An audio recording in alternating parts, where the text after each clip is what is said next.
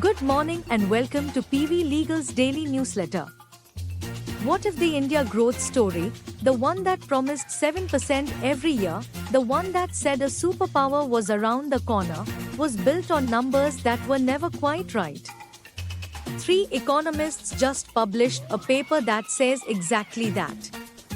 And the markets had already figured it out.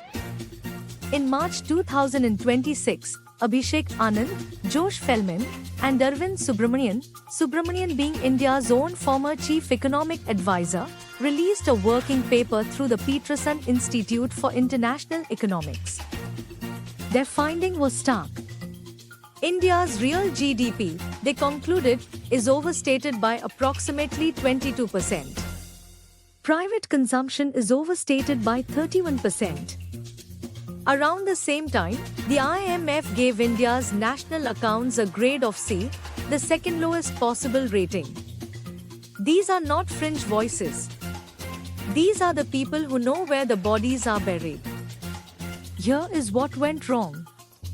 About 45% of India's economy is in the unorganized, informal sector.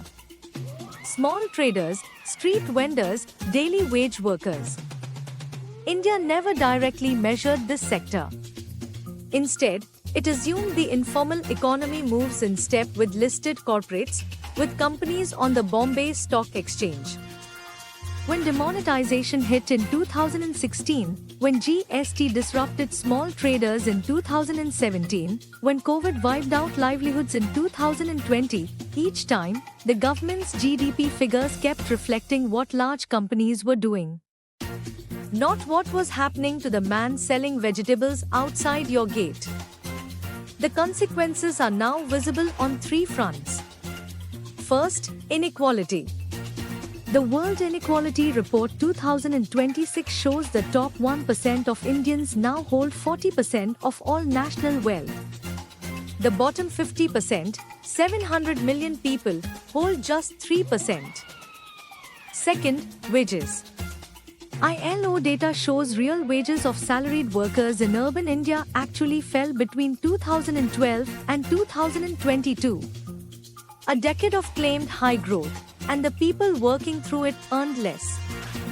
Third, the foreign investors.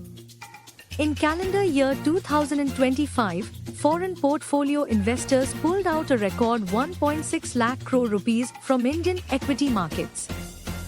The Nifty underperformed every major global peer, worst showing relative to emerging markets since 1993. The government's own February 2026 rebusing tells the real story.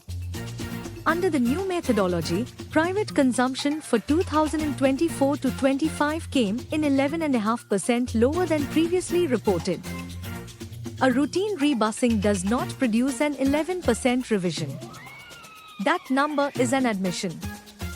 The lesson is simple. Data that flatters power cannot discipline it.